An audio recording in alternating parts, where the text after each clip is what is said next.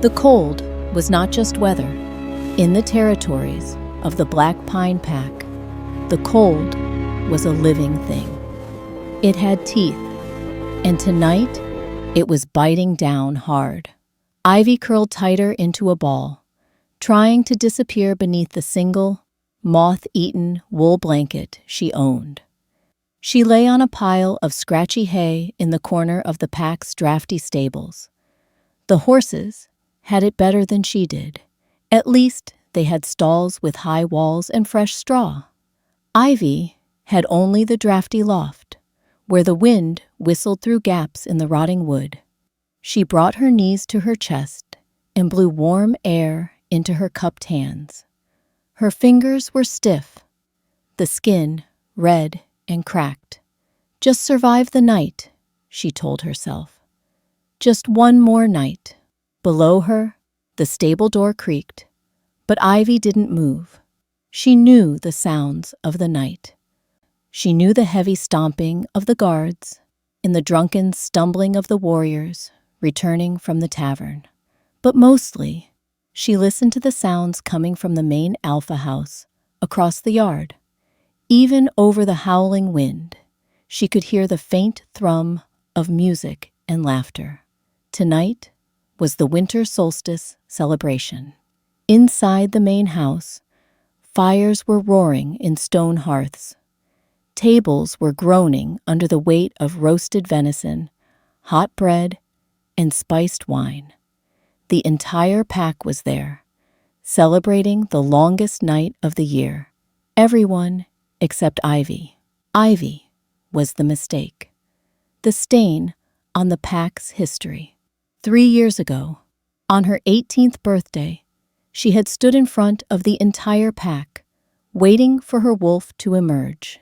She had waited for the shift that would make her one of them. It never came. She was wolfless, a genetic dead end. And to make it worse, the moon goddess had played a cruel joke. That same night, Riker, the Alpha's son, the golden boy of Black Pine, had felt the mate bond snap into place with her. Ivy remembered the look on his face. It wasn't love. It was horror. I, Riker Blackwood, reject you, Ivy, as my mate and as a member of this pack. You are nothing to me. You are less than nothing. The rejection had broken something inside her chest that had never quite healed. They hadn't exiled her. That would have been a mercy. Instead, Riker's father, Alpha Silas, had kept her as a slave, an omega lower than the dirt on their boots. A sudden, loud bang made Ivy jump. Before I continue, I placed a bet with my auntie that you would subscribe to my channel. So, help me to win this bet by subscribing to Velvet Romance Library. Now, let's continue. The stable doors below didn't just creak this time. They were kicked open. A gust of freezing air rushed up to the loft, carrying snowflakes with it. Ivy! The voice was a bark, rough and angry. It was Alpha Silas.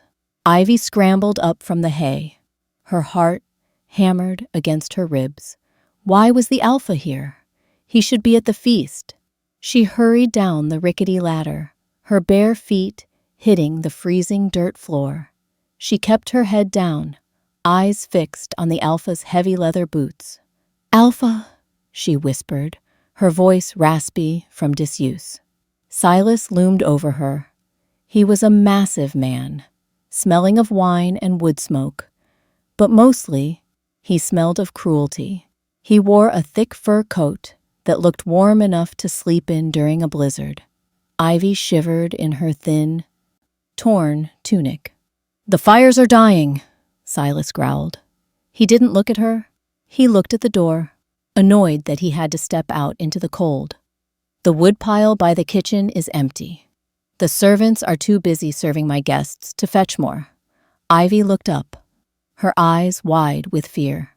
Alpha, the woodpile is empty because of the storm. The only dry wood left is at the tree line. The tree line was half a mile away, in the dark, in a blizzard that the elders were calling the worst in 50 years. "I didn't ask for a weather report, Omega," Silas sneered. He stepped closer, his shadow swallowing her small frame. "I asked for wood. If the fire in the main hall goes out, my guests will be cold. And if my guests are cold, I will be unhappy." He leaned down, his voice dropping to a dangerous whisper. "And if I am unhappy, I might decide we have one too many mouths to feed." Ivy swallowed hard. It wasn't a threat. It was a promise. I understand," she stammered. "Good." Silas turned, pulling his fur coat tighter around his neck. "Fill the cart. Don't come back until it's full." He walked out, slamming the stable doors shut behind him. Ivy stood alone in the dark for a moment, her hands trembling. Going out there was madness. The wind was strong enough to knock a grown man over. The snow was deep enough to bury her. But staying here meant death, at the hands of Alpha Silas. She moved to the corner of the stable, where an old, oversized coat hung on a nail. It had belonged to a stable hand who died years ago. It was 3 sizes too big and smelled of horse, but it was all she had. She put it on, buttoning it up to her chin, and wrapped a scarf around her head. She grabbed the handle of the small wooden handcart. "Just walking," she whispered to herself.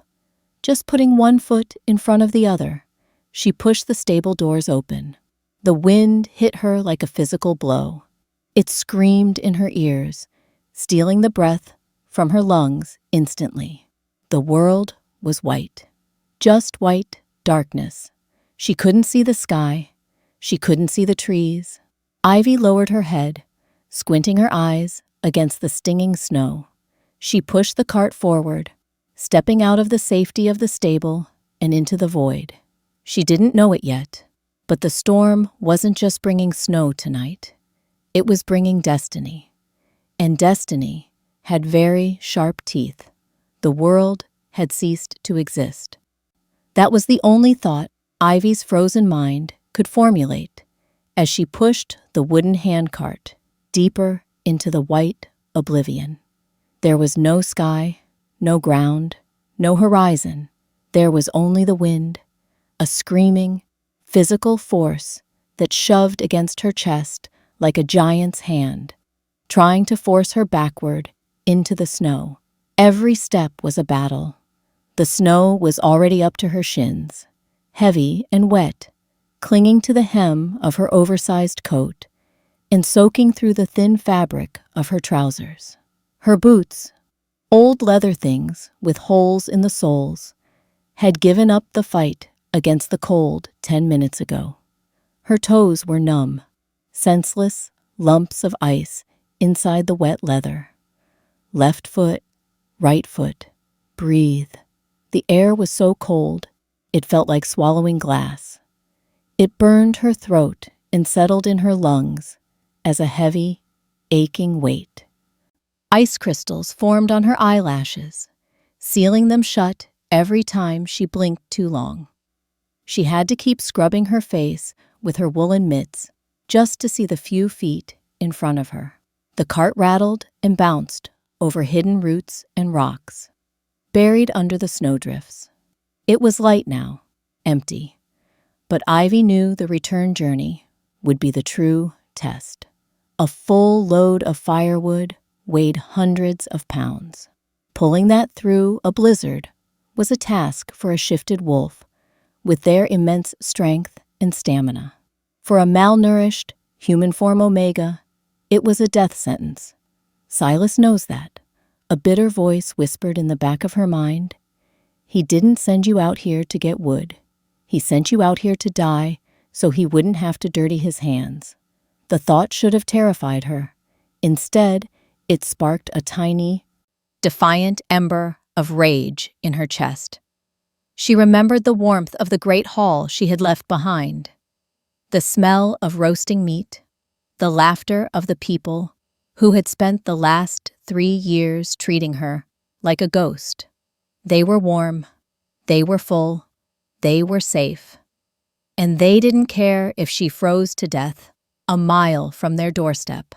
"I won't give them the satisfaction," she gritted out through chattering teeth.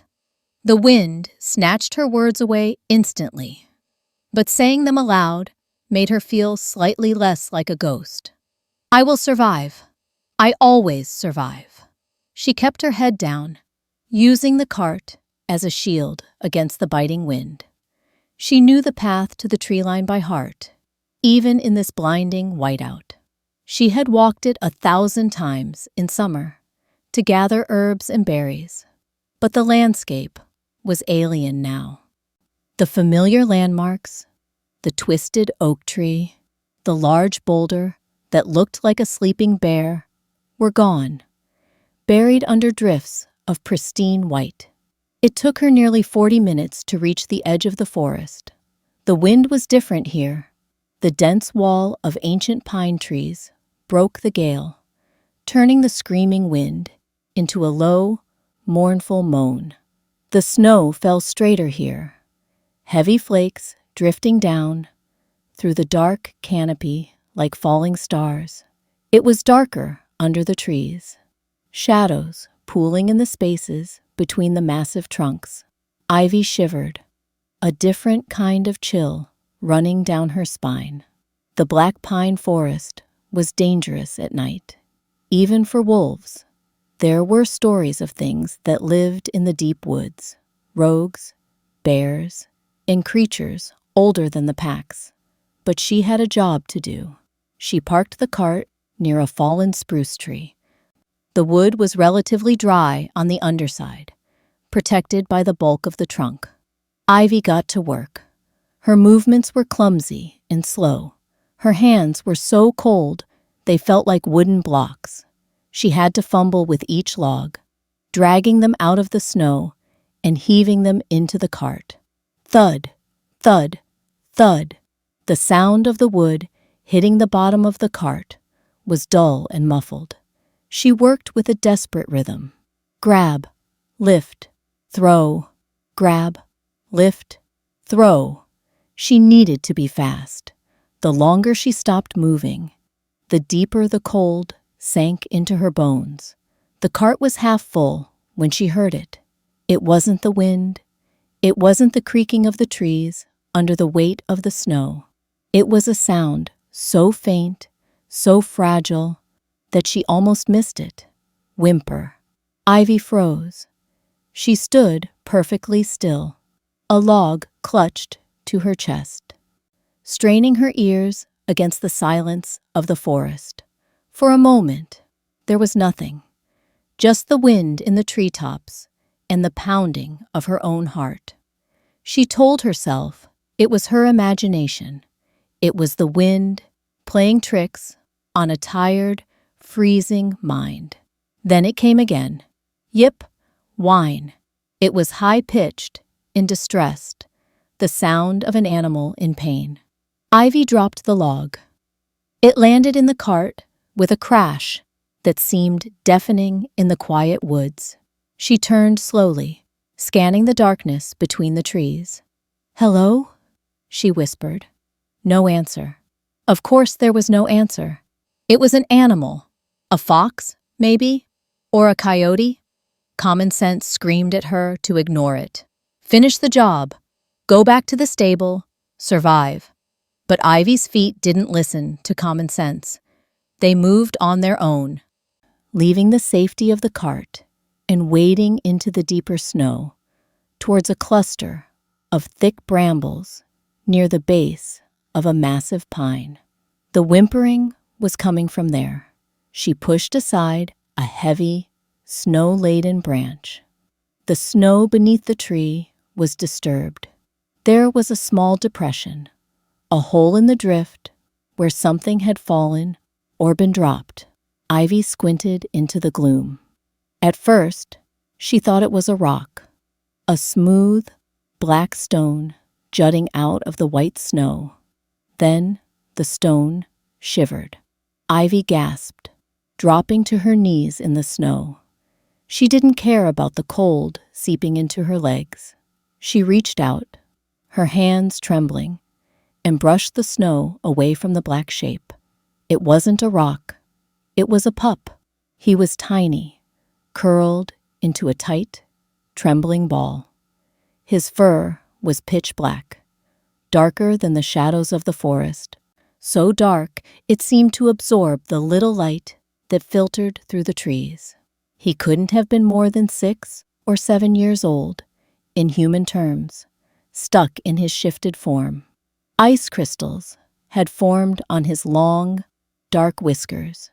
His paws were tucked over his nose, trying to preserve the last of his warmth.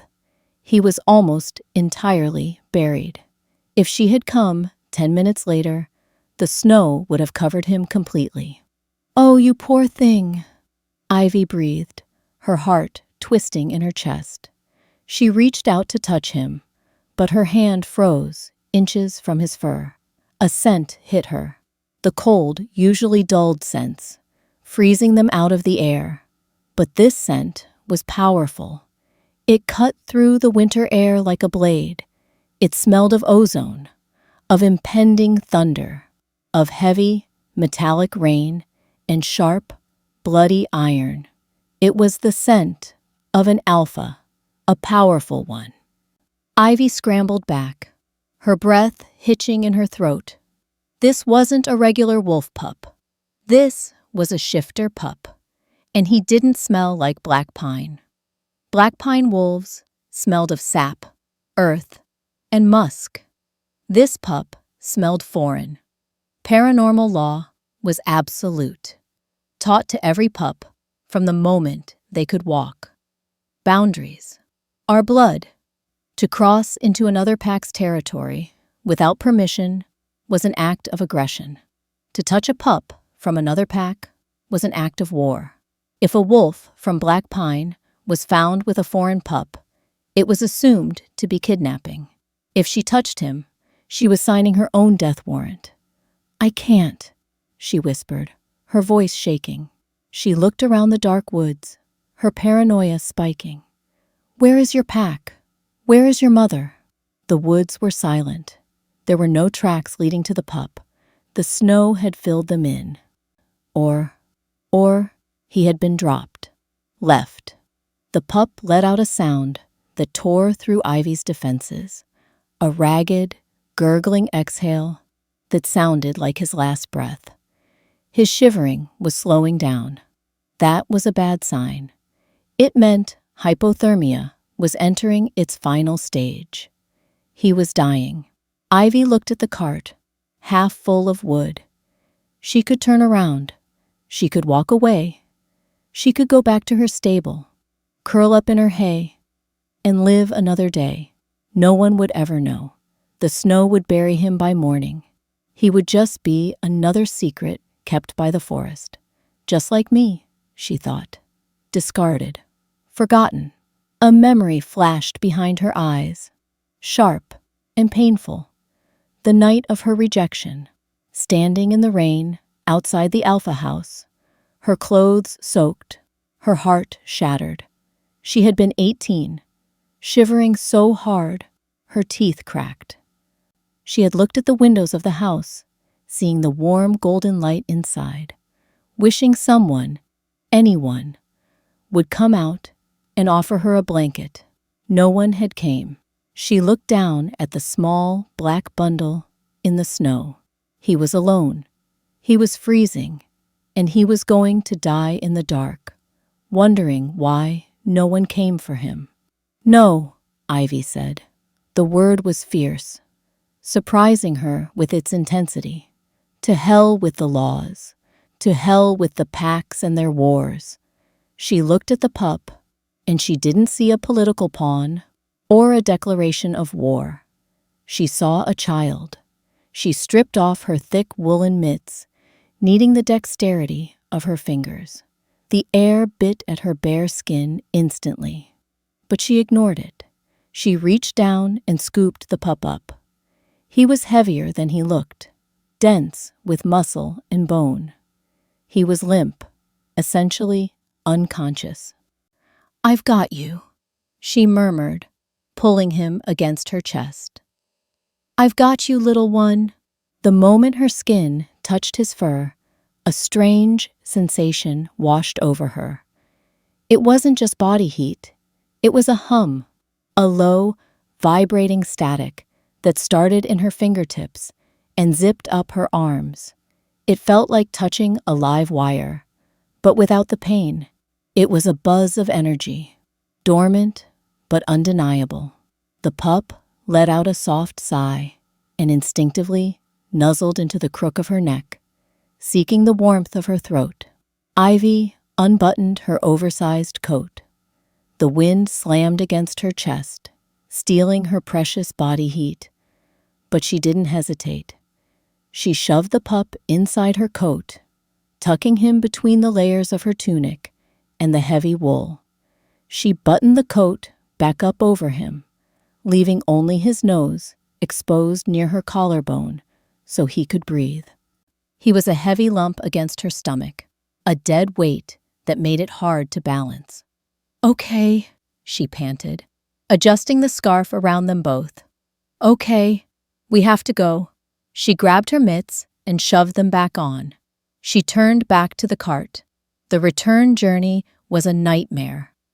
Ivy had to fill the rest of the cart. She couldn't return with a half load. Silas would beat her, or worse, send someone else out to check. And they might find tracks. She forced herself to work, throwing logs into the cart with one hand while clutching the bulge in her coat with the other.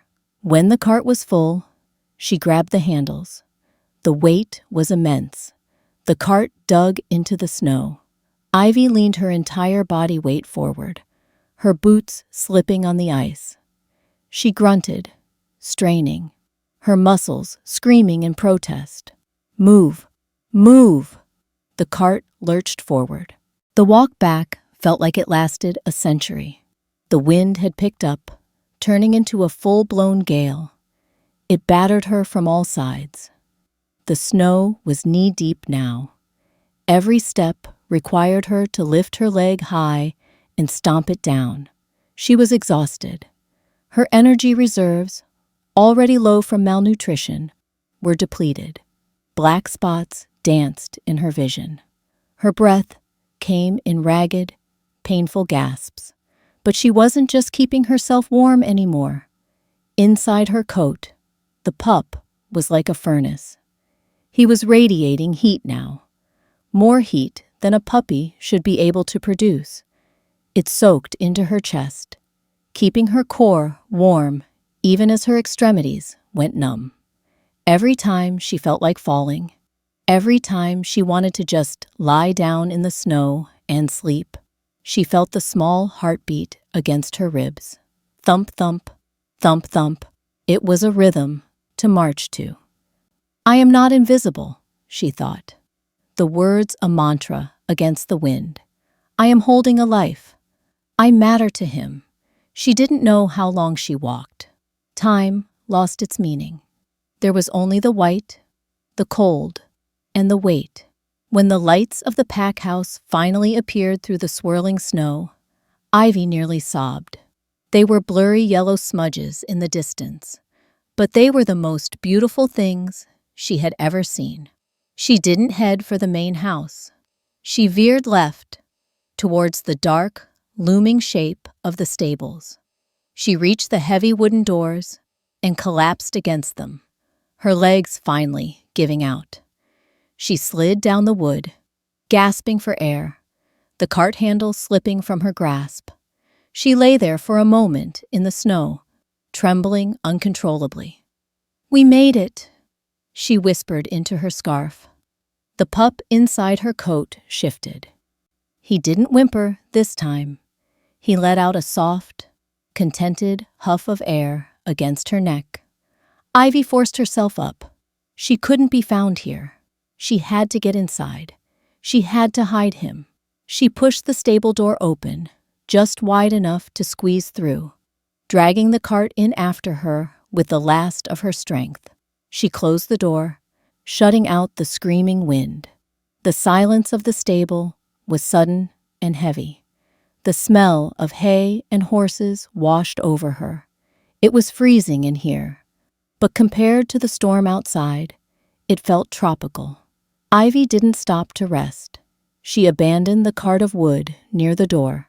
Silas could come get it himself, and scrambled up the ladder to the loft. She crawled into her corner, into her nest of hay and blankets. Only then, with shaking hands, did she unbutton her coat. The pup tumbled out onto the blanket. In the dim light of the moon, filtering through the cracks in the roof, she got her first good look at him. He was sleek and beautiful, with oversized paws that promised he would be massive one day. But it was his eyes that stole the breath from her lungs. He blinked open his eyes. They weren't the yellow or brown of a normal wolf. They weren't even the blue of a pup. They were violet, a glowing electric violet that seemed to hum with power.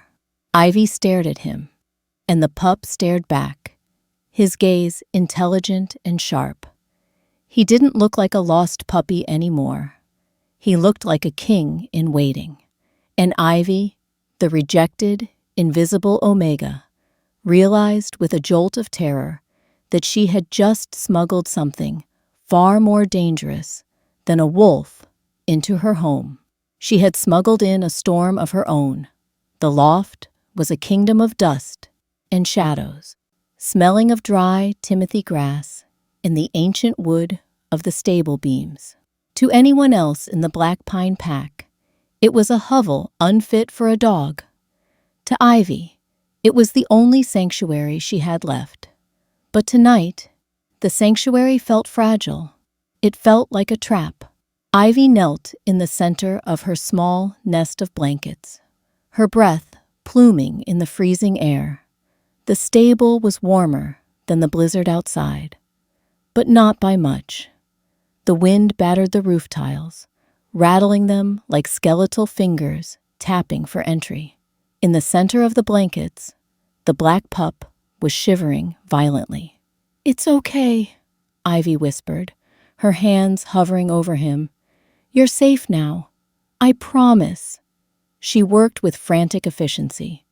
She stripped off her sodden outer coat, leaving herself in just her thin, threadbare tunic and leggings. The cold air raised goose flesh on her arms instantly, but she ignored it. She needed dry warmth, not wet wool. She grabbed her only spare blanket, a scratchy, gray thing she had scavenged from the laundry rubbish pile 2 years ago, and began to rub the pup's fur vigorously. He was soaked to the bone, his small body rigid with hypothermia. "Come on," she murmured, rubbing his flank, his paws, his ears. "Fight it. You have to fight it." The pup didn't move. He was a dead weight under her hands, his breathing shallow and ragged. Panic, cold and sharp, spiked in Ivy's chest. Had she saved him only to watch him die in the dirt? No, not on my watch. She needed heat, real heat. She looked at the small metal tin sitting on the overturned crate she used as a table. It was her dinner, a portion of vegetable broth she had saved from the kitchens earlier that day. It was cold now, a gelatinous lump of congealed fat and turnips. It wasn't much, but it was calories. She grabbed the tin and held it against her chest for a moment, trying to transfer some of her own body heat into the metal. Then, she dipped her finger into the broth. It was freezing and greasy, but it smelled of salt and sustenance. She brought her finger to the pup's mouth. "Eat," she commanded softly. "Please." For a long moment, nothing happened. The pup lay still, his black fur matted and dull. Then, a twitch. A small, pink tongue darted out and licked the broth from her finger. Ivy let out a breath she didn't know she was holding. "Good boy. That's a good boy." She dipped her finger again and again.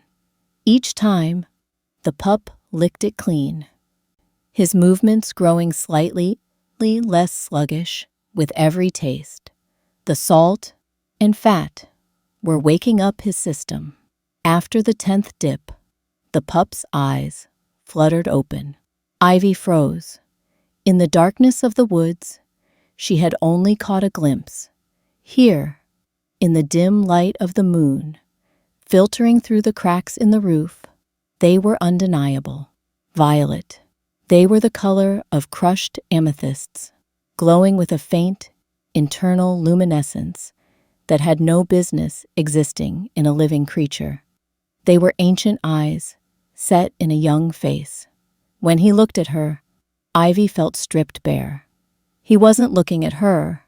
He was looking into her. He didn't growl. He didn't snap.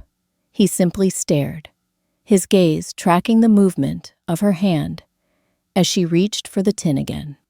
"You're not from around here, are you?" Ivy whispered, her voice trembling slightly. "Wolves don't have purple eyes." The pup let out a soft sound, half huff, half whine, and pushed his wet nose against her palm. The moment skin met fur, the sensation returned. The hum. It started in her palm, a warm vibration that traveled up her wrist, past her elbow, and settled deep in the center of her chest. It wasn't the stinging electricity of a static shock. It was the comforting thrum of a cat's purr, amplified 1,000 times. It felt like belonging. For a girl who had spent 3 years being treated like a disease, the feeling was intoxicating. "You're warm," she marveled, cupping his small face. "You're like a little furnace." The pup leaned into her touch, his violet eyes slipping shut as he absorbed her affection. He let out a long, shuddering sigh, his body finally relaxing out of its rigid, frozen state. Ivy pulled him onto her lap, wrapping the dry blanket around both of them. She curled around him, becoming a human shield against the cold. "I don't know who you are," she whispered into the soft fur behind his ear. "And I don't know why you were out there alone. But you're mine tonight. I won't let the cold get you." The pup didn't answer with words, but he did something better. He draped his front paws over her arm and rested his chin on her wrist, claiming her just as much as she had claimed him. For the first time in years, Ivy didn't feel the crushing weight of her loneliness. Then, the stable door slammed open below. The sound was like a gunshot in the quiet night.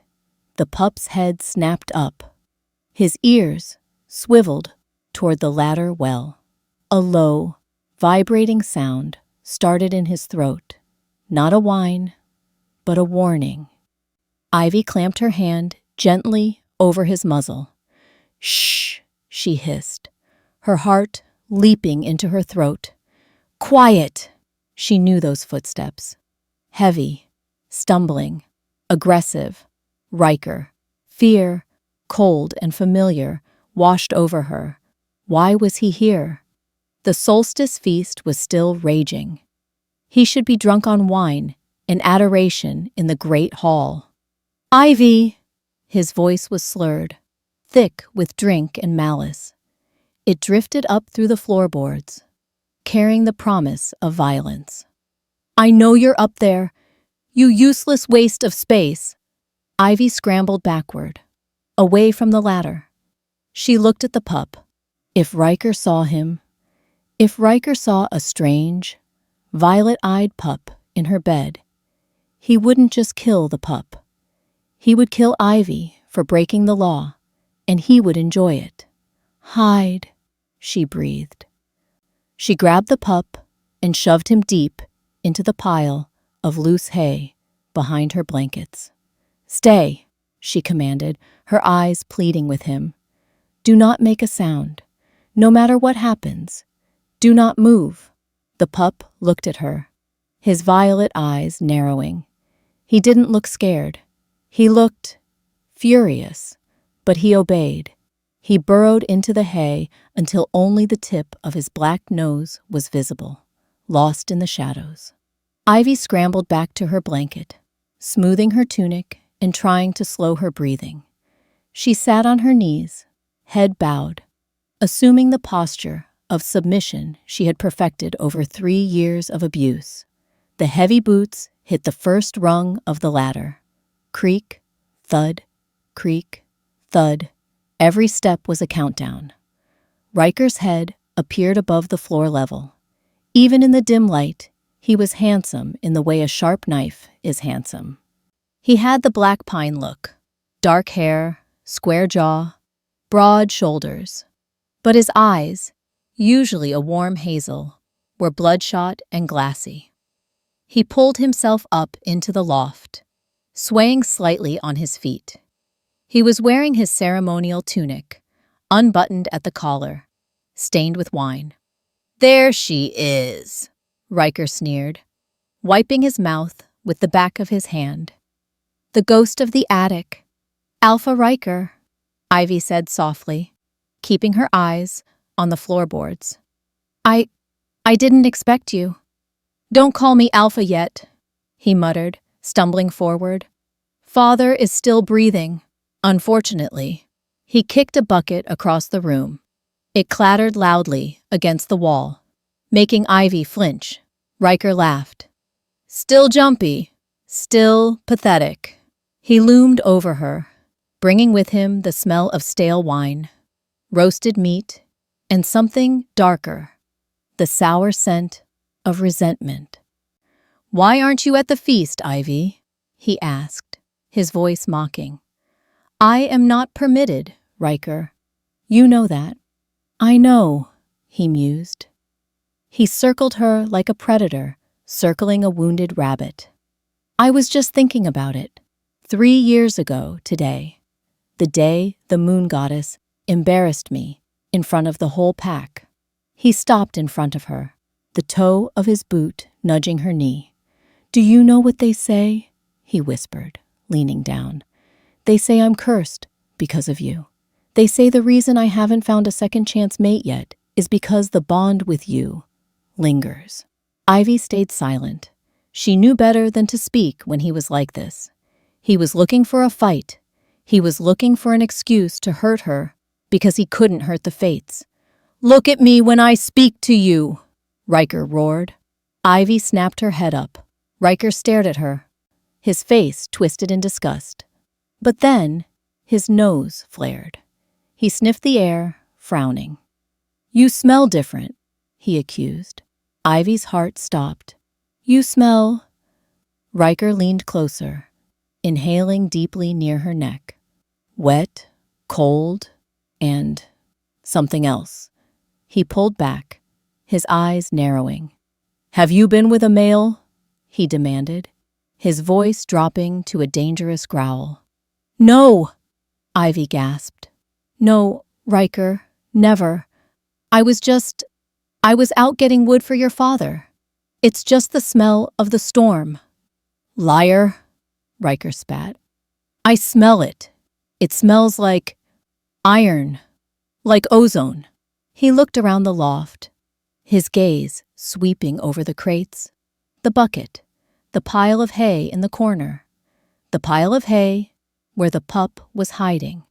"Who are you hiding up here?" Riker demanded. He took a step toward the hay. "No one!" Ivy cried out. She scrambled to her feet, placing herself between Riker and the hay. "There is no one, Riker, just me. It's just me." Riker stopped. He looked at her, surprised by her sudden movement. Usually, she cowered. Usually, she made herself small. Standing up to him was new, and he didn't like it. "Move," he warned. "Please, Riker, you're drunk. Go back to the party." "I said, move." Riker's hand lashed out. The back of his hand connected with Ivy's cheekbone with a sickening crack. The force of the blow threw her sideways. She crashed into the wooden support beam and slid to the floor, stars exploding in her vision. The taste of copper filled her mouth. She gasped, clutching her face, waiting for the follow-up kick. That was how it usually went. A hit, then a kick, then he would leave, satisfied that he had exerted his dominance. But the kick didn't come. Instead, a sound filled the loft. Grrr! It started low, a rumble so deep it vibrated through the floorboards against Ivy's back. It wasn't the growl of a dog. It wasn't even the growl of a normal wolf. It sounded like the earth grinding together. It sounded like a rock slide. Riker froze. His foot was raised to kick her, but he stopped mid-motion, his balance faltering. "What the?" Riker whispered, his eyes widening. He looked at the hay pile. The hay was moving, slowly, deliberately. The dry stalks parted. A pair of violet eyes emerged from the darkness. They weren't puppy eyes anymore. They were glowing with a terrifying, malevolent light. The pup stepped out. He stood between Ivy and Riker, his tiny legs braced, his hackles raised in a ridge of spiked fur. He bared his teeth. They were small, milk teeth, white and sharp. But the sound coming out of him was impossible. It grew louder, filling the small space, rattling the tin cup on the table. The air in the loft suddenly felt heavy, charged with static electricity.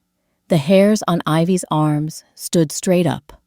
Riker stumbled back, his instinctive wolf brain reacting to a threat it couldn't comprehend. "What is that?" Riker stammered. That's not a black pine wolf." The pup took a step forward. Thoom! The step landed with the weight of a sledgehammer. The floorboards groaned. Riker looked from the tiny pup to Ivy, his confusion turning into dawning horror. "You brought a stray into the Packlands? You traitorous bitch! I'll have you flayed for—" He reached for the knife at his belt. The pup snarled, a sound of pure, unadulterated rage. He crouched, ready to spring. He was going to attack. A 10-pound puppy against a full-grown alpha wolf. He would be slaughtered. "No!" Ivy screamed, reaching out. But before the pup could jump, and before Riker could draw his blade, a sound shattered the night outside. Blare, blare, blare. 3 long, mournful notes from a heavy brass horn. The sound echoed off the mountains, shaking the snow from the trees. It was a sound every wolf in the continent knew. It was a sound that hadn't been heard in Black Pine for 20 years. The war horns. Riker froze completely, his face draining of color. The knife slipped from his hand and clattered to the floor. "The border," he whispered, his drunkenness vanishing in an instant. Someone breached the perimeter. He looked at the window, then back at Ivy. The malice in his eyes was replaced by panic. "You stay here," he hissed, backing away toward the ladder. "If I find out you had anything to do with this, if this thing is what brought them here—" He didn't finish the threat. The horns blew again, more urgent this time. Riker turned and scrambled down the ladder, nearly falling in his haste. Ivy heard him running out of the stable, shouting orders to the guards. The stable door slammed shut below. Silence returned to the loft, heavy and suffocating. Ivy sat up slowly, wiping the blood from her split lip. She looked at the pup. He was still standing there, staring at the empty ladder well. The violet glow in his eyes faded slowly, returning to a curious, intelligent purple. The terrifying growl died in his throat. He turned to look at her. He trotted over, his movements light and puppy-like again, no longer shaking the floor. He reached her and immediately began to lick the blood from her chin, letting out soft, distressed whimpers. Ivy pulled him into her arms, burying her face in his fur. She was shaking, not from the cold, and not from the blow to her face. She was shaking because she knew what those horns meant. Black Pine was a strong pack. Wolves didn't just wander in. An invasion meant a powerful enemy. An enemy that didn't care about borders or treaties. She looked at the violet-eyed pup in her lap. "Who are you?" she whispered into the darkness. "And who is coming for you?" The pup didn't answer. He just pressed his warm weight against her heart as the sounds of shouting and chaos began to rise from the packlands outside. The war had arrived, and Ivy was right in the center of it. The war horns stopped as abruptly as they had started, leaving a ringing silence that was somehow louder than the noise. In the stable loft, Ivy didn't move. She couldn't. Her heart was hammering against her ribs like a trapped bird, a frantic rhythm that matched the terrifying thrum of the small body pressed against her chest. "They're here for you," she whispered, her voice barely breath. She looked down at the pup. The violet glow had faded from his eyes, replaced by a dark, alert intelligence. He wasn't growling anymore. He seemed to understand the gravity of the silence. He pressed himself flatter against her stomach, making himself small. "We have to hide you," Ivy murmured. "Better." She scrambled up from the blankets. Her hands were shaking so badly she could barely manipulate the fabric of her tunic. She grabbed the long scarf she had used earlier, a thick, frayed loop of gray wool. She wound it around her torso, creating a makeshift sling beneath her oversized outer coat. "In here," she guided the pup. "You have to stay in here. You have to be a ghost." The pup didn't fight her. He climbed into the sling, curling his paws against her solar plexus. He was heavy, a solid weight of muscle and bone, but he fit. When she buttoned the massive, grease-stained stable coat over him, he was invisible. To the eye, at least. To the nose? That was a different story. "You smell like a storm," Ivy whispered frantically. She looked around the loft, desperate. She grabbed a handful of dry horse mint and rubbing alcohol she used for the horse's liniment and rubbed a small amount on her coat collar. It stung her nose, sharp and medicinal. "Please, let that be enough." Below them, the stable doors crashed open again. "Get out! Everyone out!" It wasn't Riker this time. It was the frantic shouting of the pack's beta, a man named Cole, who usually treated Ivy like furniture. Tonight, he sounded like a man facing the gallows. "Stable hands, servants, everyone to the courtyard, now! The king demands a head count." The king. The word sucked the air out of the room. Ivy felt the blood drain from her face. King Draven, the alpha of alphas, the wolf of war. Stories about King Draven were whispered around campfires to scare disobedient pups. They said he had no heart, only a shard of ice in his chest. They said he had united the feral northern territories by slaughtering every alpha who refused to kneel. They said his wolf was a monster from the old world, big enough to crush a bear's skull in its jaws. And he was here, at Black Pine. "Ivy!" Cole's voice roared from below. "I know you're up there. Get down here before I burn this barn down with you in it." "I'm coming," Ivy choked out. She patted the lump under her coat one last time. "Be still," she prayed.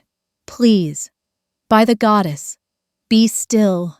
She climbed down the ladder, her legs feeling like water. As soon as her feet hit the dirt floor, Cole grabbed her by the arm. He didn't even look at her. His eyes were darting around the yard outside, wide with terror. "Move. Head down. Mouth shut. Do not look him in the eye, Cole hissed, dragging her toward the door. If you do anything to shame this pack tonight, Silas will kill you himself before the king even gets a chance. Ivy stumbled out into the courtyard. The blizzard had settled into a steady, suffocating snowfall. The wind had died down, but the cold was absolute. The sight that greeted her stole the breath from her lungs. The Black Pine Pack, over 200 wolves, warriors, families, and elders, were gathered in the center of the snowy yard. Usually, they were loud, arrogant, and boisterous. Tonight, they were huddled together like sheep waiting for the slaughter. Alpha Silas stood at the front, but he didn't look like a leader. His shoulders were hunched, his head bowed.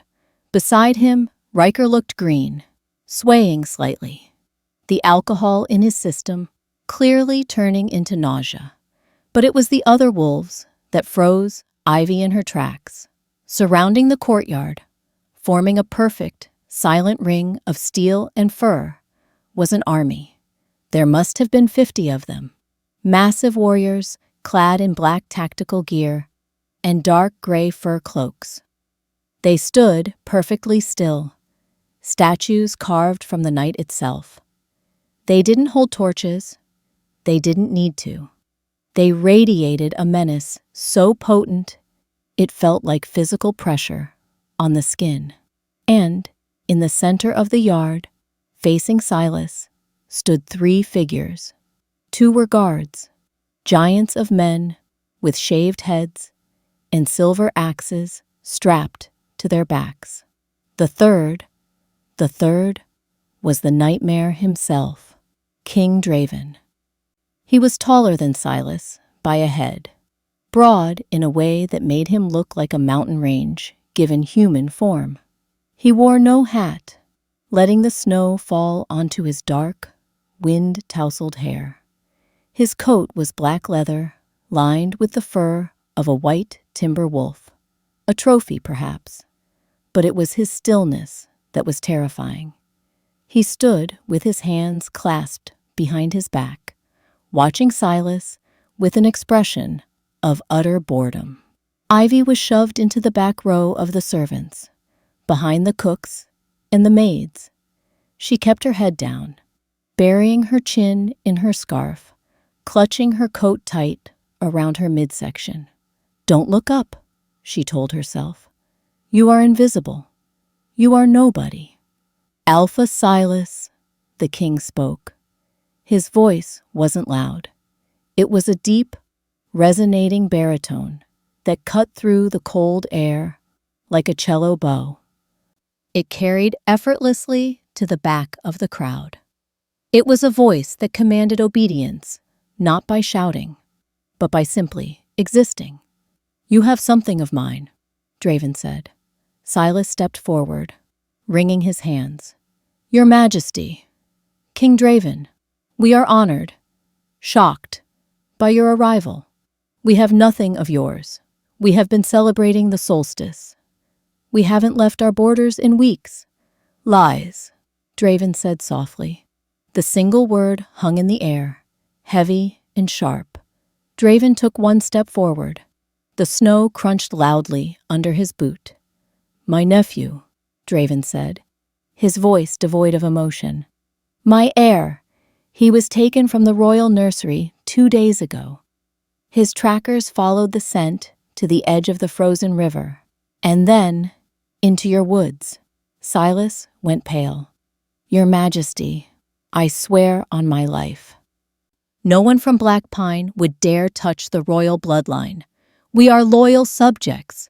We—" "Silence!" Draven didn't shout it. He just dropped the word like a stone. Silas's mouth snapped shut with an audible click. "I do not care about your loyalty, Silas," Draven said. "I care about the scent of ozone and iron that is lingering in your territory." Ivy's heart stopped. Ozone and iron. The pup against her stomach shifted slightly. Ivy pressed her hand over him, praying it looked like she was just shivering from the cold. She was terrified that the king could hear the dual heartbeats in her chest, her own rabbit-fast flutter, and the slow, steady thrum of the pup. "I will search this pack," Draven announced. He turned his gaze to the crowd. For a second, his eyes swept over the mass of people. They were amber, liquid gold, burning in the darkness. They were beautiful, and they were utterly merciless. "If I find him, and he is unharmed, I will only kill the one who took him," Draven promised. "If he is harmed, I will leave no stone of this territory standing on top of another. I will erase the name Black Pine from history." A whimper went through the crowd. Mothers clutched their children tighter. "Line up," Draven commanded. "Single file. Now." It was chaos for a moment as the terrified pack scrambled to obey. Ivy tried to stay in the back, but the guards pushed and shoved, forming a long, snake-like line that wound around the courtyard. Fate, in its cruel sense of humor, placed Ivy near the end of the line. She watched, paralyzed with dread, as the king began his inspection. He moved slowly. He didn't touch anyone. He simply walked down the line, stopping in front of every wolf. He would lean in, inhale once, and then move on. It was a slow, psychological torture. He reached the warriors. He stopped in front of Riker. Riker was trembling visibly.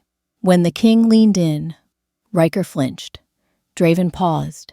He looked at Riker's bruised face, then at his bloodshot eyes. "You smell of fear," Draven noted, his voice bored. "And cheap wine. Pathetic." He moved on. Riker sagged, letting out a sob of relief, but Ivy didn't notice. Her eyes were fixed on the king's back. He was getting closer. 10 people away. 5. 3. Ivy's lungs burned. The pup was waking up. She could feel him stirring, reacting to the proximity of the alpha. The hum in her chest was growing stronger, vibrating against her ribs. "Don't wake up," she begged silently.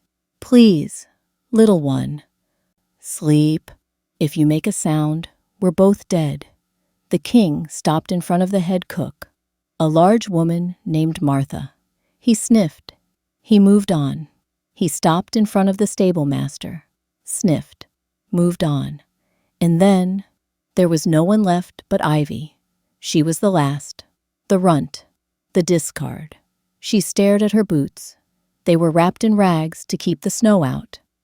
She looked at the hem of her oversized, filthy coat. She tried to make herself as small as physically possible. She saw the black leather boots stop in front of her. The silence stretched. 1 second, 2, 5. He didn't move on. Ivy stopped breathing. "Look at me," the voice commanded. It came from above her, deep and vibrating. It wasn't a question. Slowly, agonizingly, Ivy lifted her head. She had to tilt her chin way up. He was massive. Up close, he was even more terrifying. His face was a map of violence. A jagged scar ran from his temple to his jaw, cutting through his left eyebrow. His skin was tanned and weathered from years of war, but his eyes, the golden fire was dimmed now, replaced by something sharp and calculating. He leaned in. He didn't just sniff the air. He leaned right into her personal space. His nose brushed the side of her neck, right where her pulse was jumping like a trapped moth. Ivy shivered, not from cold, but from a sudden, violent jolt of electricity that shot through her body. It was the same feeling she got from the pup, but multiplied by 1,000. It was like standing next to a lightning strike. Draven froze. He pulled back slowly, just an inch, his golden eyes locked onto hers. "Rain," he whispered. "And iron." He looked down at her coat, at the suspicious lump pressed against her stomach. The smell of the horse liniment hadn't worked. Or maybe he smelled something else. "What is your name?" Draven asked. His voice had changed. The boredom was gone. There was a sudden, intense focus that pinned her in place. "Ivy," she squeaked. "Just Ivy, Your Majesty." "Just Ivy," he repeated, testing the name on his tongue. He took a step closer. The heat radiating off him was immense. It cut through the blizzard, wrapping around her. "You are cold, Just Ivy," he murmured. He reached out a hand. His hand was large, gloved in black leather. He reached toward her throat. Ivy flinched, expecting a blow. She squeezed her eyes shut, but the blow didn't come. Instead, his fingers brushed against the collar of her coat. He gripped the fabric. "Open your coat," he commanded. "Please," Ivy whispered, tears leaking from her eyes. "Please, I didn't steal him. I found him. He was dying. Open it." The command was absolute. It was an alpha voice command, one that bypassed her brain and went straight to her muscles. Her shaking hands obeyed against her will. She fumbled with the buttons. 1, 2, 3. The coat fell open.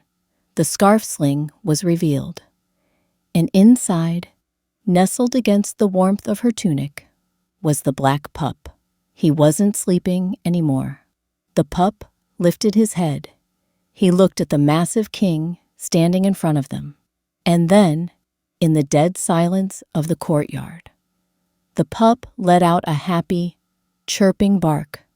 Gasps rippled through the black pine wolves. Silas looked like he was going to faint. "The air," Silas whispered in horror. "She had the air." Draven didn't look at Silas. He didn't look at the army. He didn't look at the pup. He was looking at Ivy. His expression was unreadable. It wasn't anger. It was shock. Pure, unadulterated shock. He is calm," Draven whispered, sounding baffled. "He hates strangers. He bit his own wet nurse last week." Draven reached out.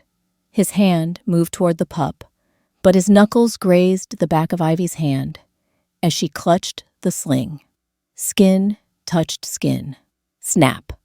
It wasn't a sound. It was a sensation, a shock wave of heat and light that exploded from the point of contact. Ivy gasped, crying out as a searing pain burned across the back of her hand. It felt like a branding iron. Draven roared, jerking his hand back as if he'd been burned. "What have you done?" he snarled, his eyes wide. Ivy fell to her knees in the snow, clutching her hand. Gold light was leaking from her skin. It was burning through her flesh, swirling and knitting together. She looked at her hand through her tears. The skin wasn't blistering. It was changing. A mark was forming. A intricate, swirling tattoo of gold and black, shaping itself into the crest of the royal house. A wolf crowned in thorns. It was the king's mark. The courtyard went deathly silent. Even the wind seemed to stop. Draven stared at the mark on her hand, and then at his own hand, which was glowing with the same golden light. He looked at Ivy, the Omega, the servant, the girl in rags. The ruthless king dropped to one knee in the snow, not to bow, but to bring his face level with hers. His golden eyes were bead, the pupils blown so wide they were almost black. "Mine," he breathed. It wasn't a question. It was a terrifying realization. He reached out and grabbed her by the throat, not to choke her, but to hold her still, his thumb pressing against her pulse point. "What have you stolen, Omega?"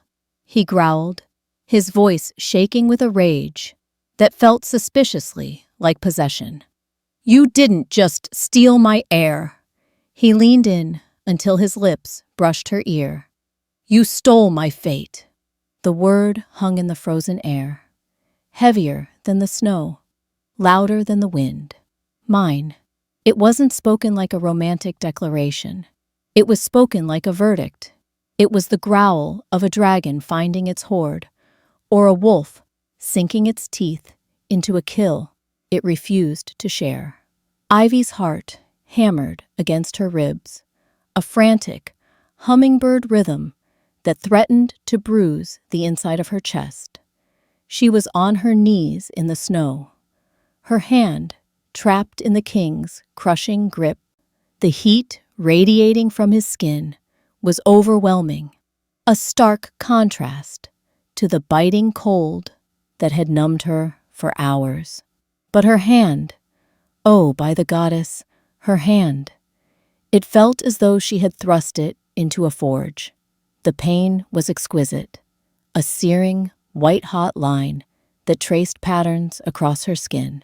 But beneath the pain, there was something else, a rushing, intoxicating pleasure that made her head spin. It was the feeling of a key turning in a lock that had been rusted shut for a lifetime. She stared down at her skin through a blur of tears. Where Draven's thumb pressed against her pulse point, the skin was glowing. It wasn't a trick of the light. A living, liquid gold light was bleeding from his pores into hers, knitting their flesh together on a metaphysical level. The light swirled, darkening as it settled, forming lines of ink black and royal gold. The lines twisted and turned, forming a shape Ivy had only ever seen on banners flying above the royal city. A wolf's head, majestic and snarling, crowned with a wreath of thorns. The royal crest. Ivy gasped, a ragged sound that tore from her throat. What is this?" Draven didn't answer. He couldn't.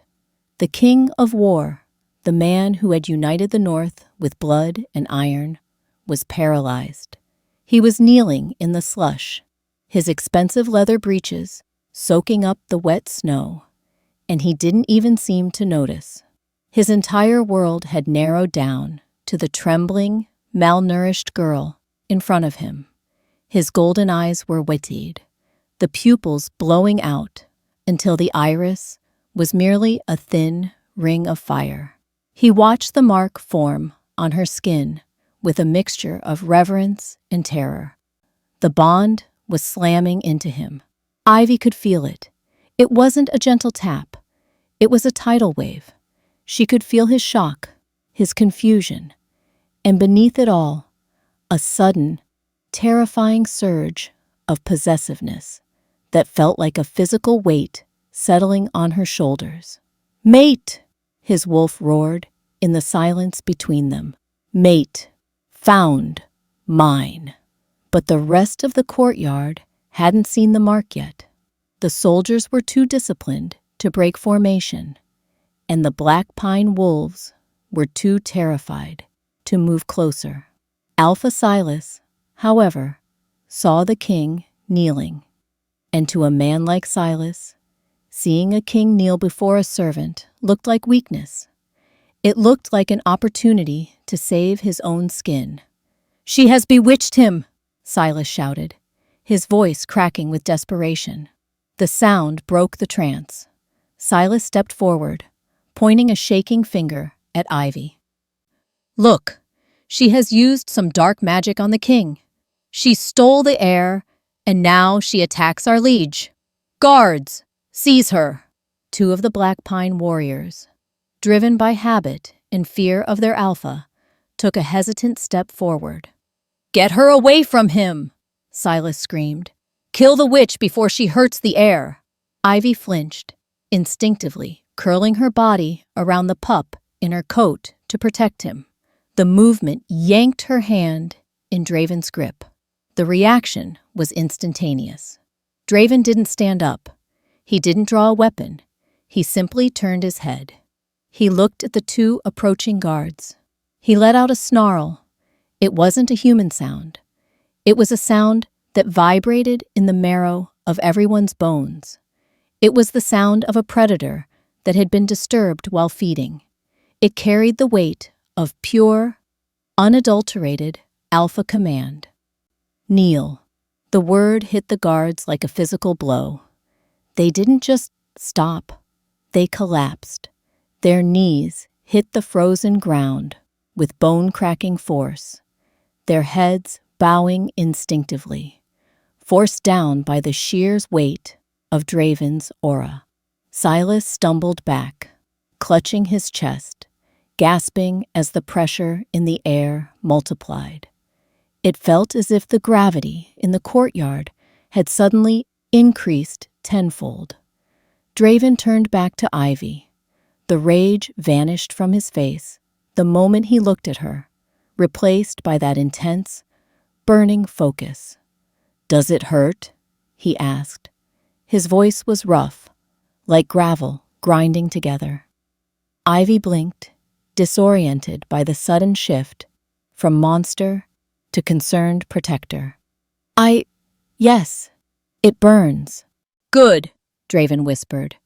"It means it is permanent." He stood up slowly, rising to his full, towering height. But he didn't let go of her hand. Instead, he pulled her up with him. Ivy stumbled, her legs numb from the cold and the shock. She would have fallen, but Draven caught her, his other arm wrapped around her waist, pulling her flush against his hard chest. The contact sent another jolt of electricity through her, making her gasp. He held her there, suspended against him, her feet barely touching the ground. He lifted her hand, the one bearing the fresh, glowing mark, high into the air. He turned to his army, to the 50 silent, lethal soldiers standing in the ring of darkness. "Look," Draven commanded. The soldiers looked, 50 pairs of eyes zeroed in on the back of Ivy's hand. They saw the gold. They saw the thorns. They saw the Wolf King's claim branded onto the skin of a girl in rags. The reaction was immediate and unified. As one, the 50 soldiers drew their silver axes. They slammed the hilts against their chest plates, clang, and then dropped to one knee in the snow. The sound echoed off the mountains. "High Queen!" The shout came from 50 throats, a roar of loyalty that shook the snow from the stable roof. "High Queen! High Queen! High Queen!" Ivy trembled in Draven's arms, her eyes wide with panic. Queen? Her? She was Ivy the Omega, Ivy the Invisible. She was the girl who ate scraps and slept in the hay. She looked up at Draven, silently begging him to stop this mistake. "I'm not," she whispered. "I'm not a queen." Draven looked down at her. His face was severe, his jaw set in a hard line. But his thumb stroked the back of her hand, right over the mark, a gentle, soothing rhythm. "You bear my mark," he said, loud enough for Silas and every Black Pine wolf to hear. "You carry my soul in your veins. You are the other half of my breath." He looked at the pup, who was peering out of Ivy's coat, watching the proceedings with bright, intelligent eyes. "And you carry my bloodline against your heart," Draven added softly. The pup barked, a sharp, agreeing sound, and licked Ivy's chin again. Draven looked at the Black Pine pack. They were staring in horror. They had finally realized the magnitude of their error. They hadn't just mistreated an Omega. They had enslaved, starved, and abused the fated mate of the most dangerous creature on the continent. "This is not a mistake," Draven said, his voice cold as the grave. "This is judgment." Alpha Silas fell to his knees. Beside him, Riker looked as if he had seen a ghost. His face was gray, his mouth opening and closing soundlessly. Riker was staring at the mark on Ivy's hand, the hand he had once sneered at, the hand he had rejected. "No," Riker whispered, his voice carrying in the silence. "That's impossible. She is wolfless. She is broken." Draven's head snapped toward Riker. The king released Ivy's hand, though he kept his arm securely around her waist. He didn't move toward Riker. He didn't need to. The aura radiating off him turned darker, sharper. The snow around his boots began to melt from the sheer heat of his anger. "Broken?" Draven repeated the word softly. He looked down at Ivy. For the first time, he really looked at her. The adrenaline of the bond was settling, allowing his tactical mind to take in the details. He saw the coat she wore, a filthy, grease-stained thing meant for a man 3 times her size. He saw the tunic beneath it, threadbare and ripped. He saw her feet, wrapped in rags, soaked through, shivering. His gaze moved up. He saw the hollows of her cheeks, the shadows of malnutrition under her eyes. He saw the way she flinched every time someone raised a voice. And then he saw it, the bruise, a fresh, angry, purple welt on her cheekbone, where the skin had split. The blood was dried and dark against her pale skin. Draven went very, very still. The temperature in the courtyard seemed to drop 10 degrees in a second. The wind stopped. The snow stopped. "Who hit her?" The question was whispered, but it hit the crowd like a shockwave. Ivy tried to pull away, terrified of the violence bubbling under Draven's skin. "It doesn't matter," she whispered quickly. "It's nothing. Please, Your Majesty, let's just go." "It matters," Draven said. He didn't look at her. His eyes were fixed on the black pine wolves. "Someone touched what belongs to me. Someone struck the queen." He took a step forward, dragging Ivy gently with him. "I will ask once," Draven said. "Who hit her?" Silence. Riker was trembling so hard his teeth chattered. He tried to step behind his father, to hide. But the pup in Ivy's coat wasn't having it. The small black wolf wriggled free from the scarf sling. He tumbled out of Ivy's coat and landed in the snow with a soft thump. "No!" Ivy gasped, reaching for him. "Stay back." The pup didn't stay back. He trotted forward, his tail high, his violet eyes glowing. He walked right up to Riker. He stopped in front of the Alpha's son. He looked up at Riker, then looked back at Draven. The pup let out a low, menacing growl and pointed his nose directly at Riker's boots. Draven smiled. It was a smile that promised extinction. "Ah," Draven said. "The rejector." He released Ivy, just for a second. "Stay here, my heart," he murmured to her. Then the king moved. Draven moved faster than a human eye could track. 1 second, he was standing beside Ivy, a pillar of dark stillness. The next, he was a blur of motion across the snow. There was no fight. There was no struggle. There was only the sickening sound of impact as Draven's hand closed around Riker's throat. He lifted the Alpha's son off the ground, as easily as if he were a rag doll. Riker gagged, his feet kicking uselessly in the air, his hands clawing at the king's leather glove. But Draven's arm was iron. He held Riker suspended, feet dangling 2 feet above the snow. "You," Draven said, his voice conversational, almost polite. "You are the one who rejected her." Please," Riker choked out, his face turning a mottled purple. I didn't know." "You didn't know she was mine?" Draven tilted his head. No, you couldn't have known that. But you knew she was a pack member. You knew she was a female. You knew she was smaller than you. Draven's grip tightened. Riker's eyes bulged. And yet, Draven whispered, I see a bruise on her face. A fresh one. It was an accident, Riker wheezed. Lies, Draven hissed. He slammed Riker backward. The younger wolf flew through the air, crashing into the side of the wooden cart Ivy had dragged earlier. The wood splintered with a loud crack. Riker crumpled to the ground, groaning, clutching his ribs. Alpha Silas let out a cry and surged forward. My son, you cannot. 2 silver axes crossed in front of Silas's throat before he could take a second step. The royal guards had moved in, their faces impassive. Draven didn't even look at Silas.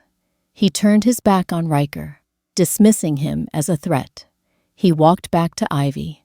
She was standing in the snow, shaking. She looked at Riker's broken form, then at the terrifying man walking toward her. She expected to feel fear. She should feel fear. This man was a killer. But as he approached, she didn't see the monster. She saw the way his eyes scanned her body, looking for other injuries.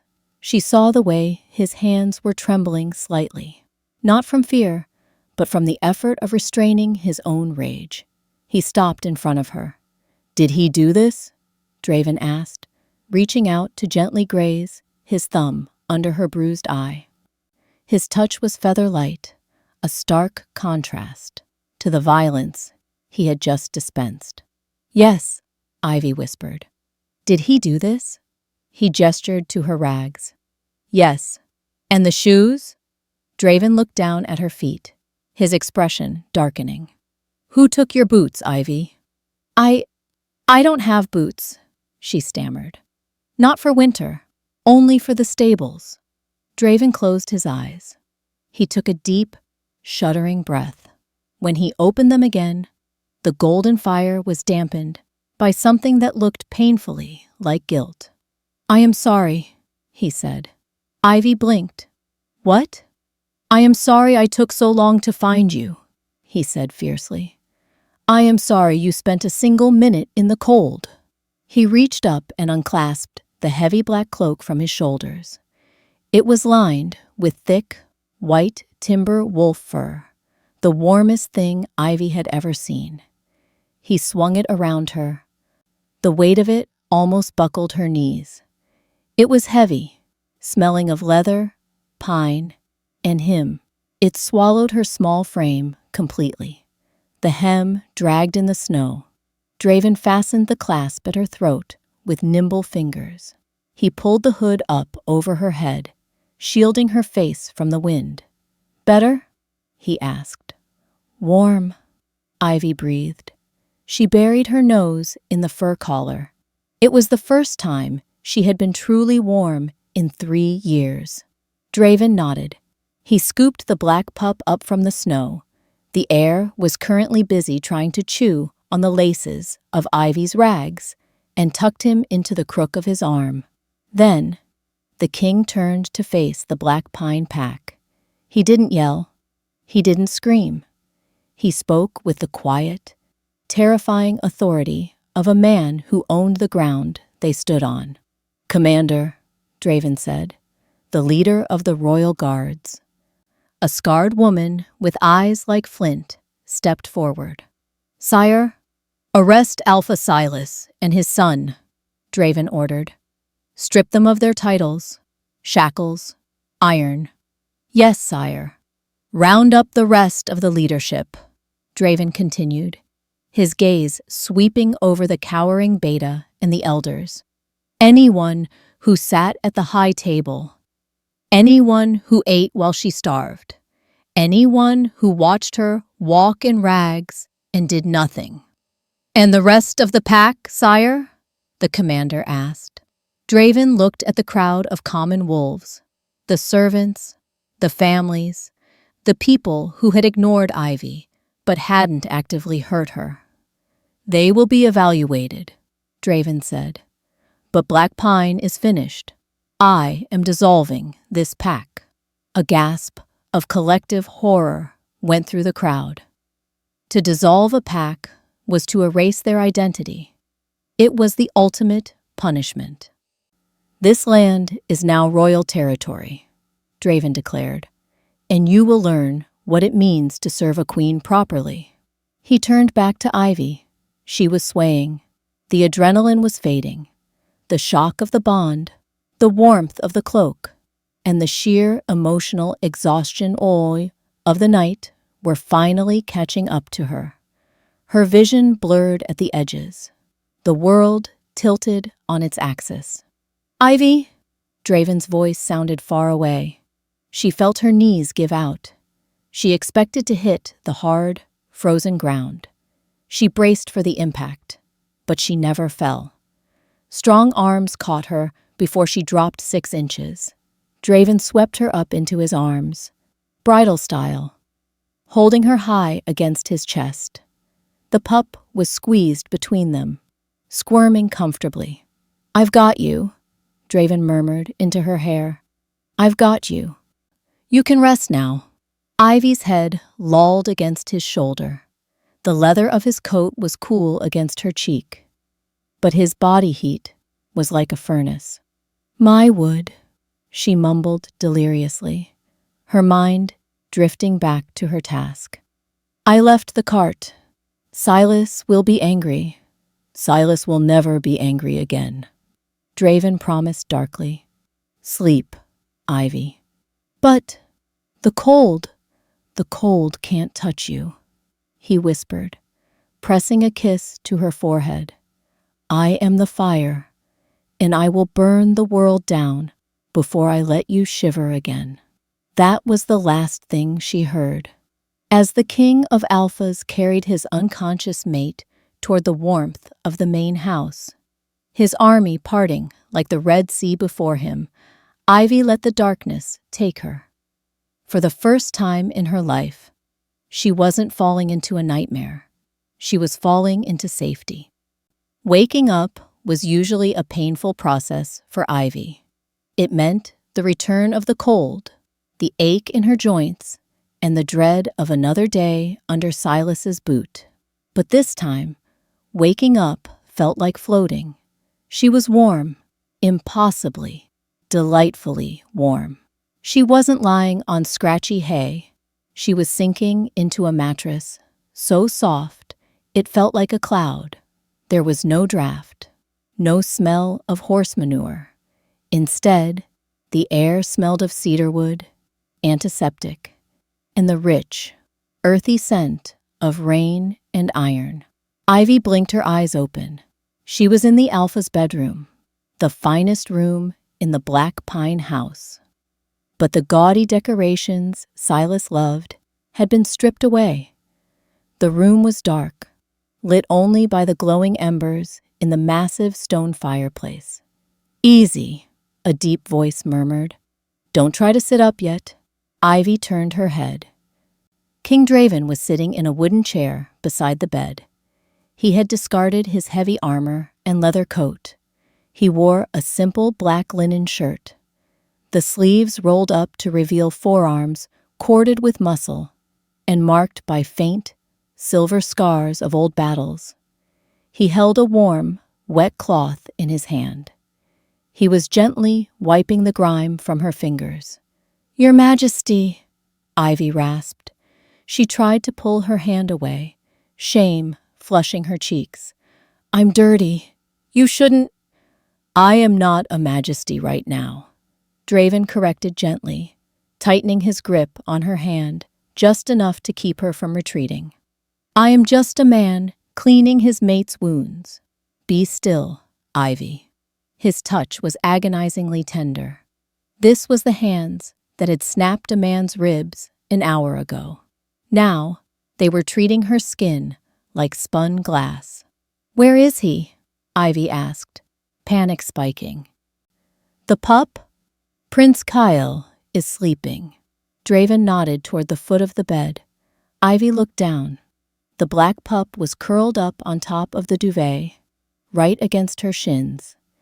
He was snoring softly, a tiny sound that made Draven's mouth twitch into a rare, genuine smile. "He refused to leave you," Draven explained quietly.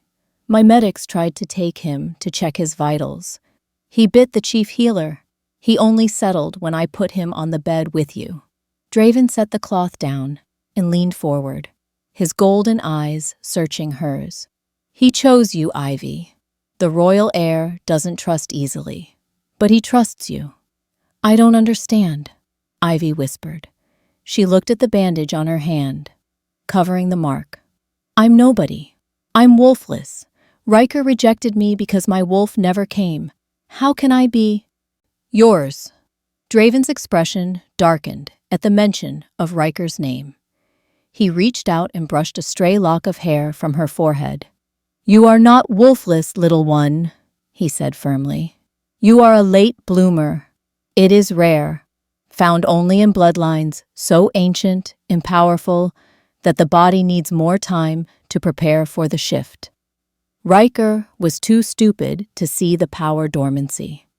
He saw a defect where he should have seen a diamond. He took her hand, pressing his lips to her knuckles.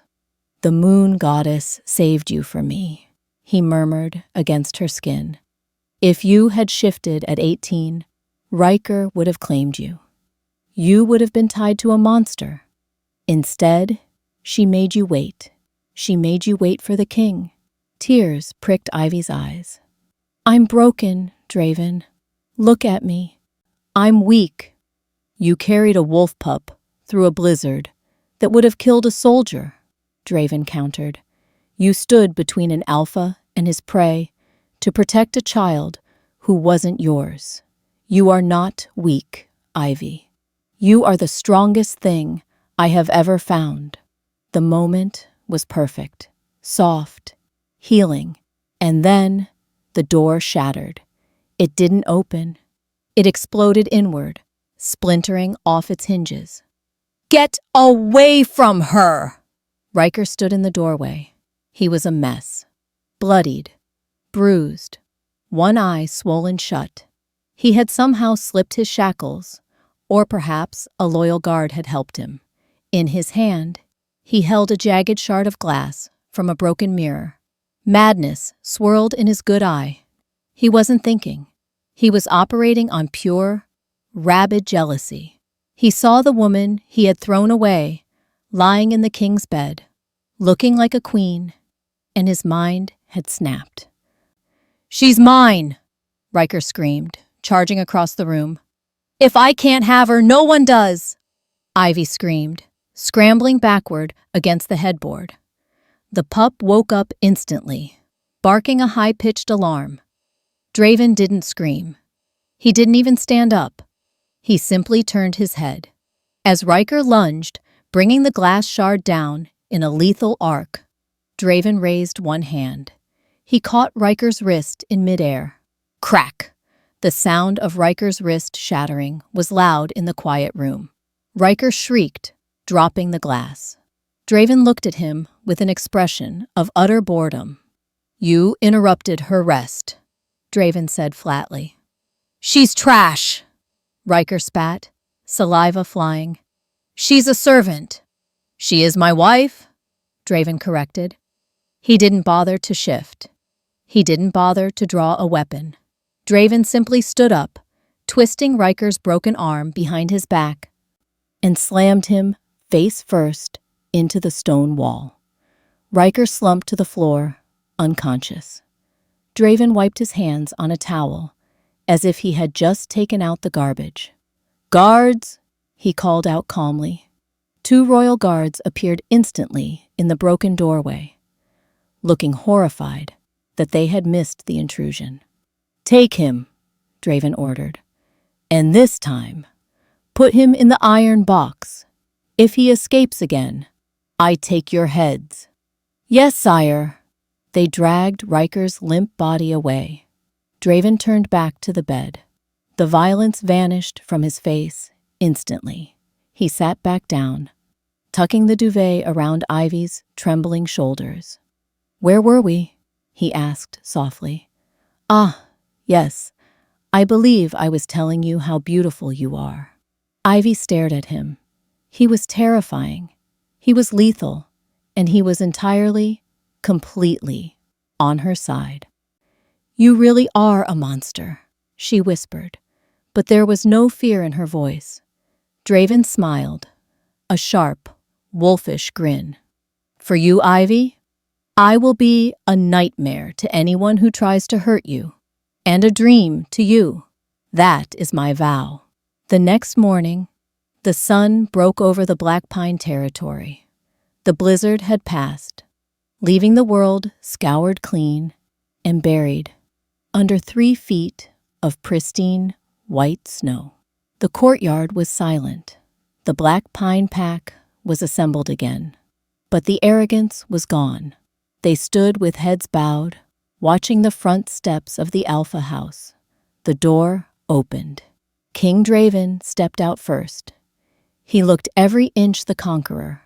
Black armor, fur cloak, a crown of dark iron resting on his brow.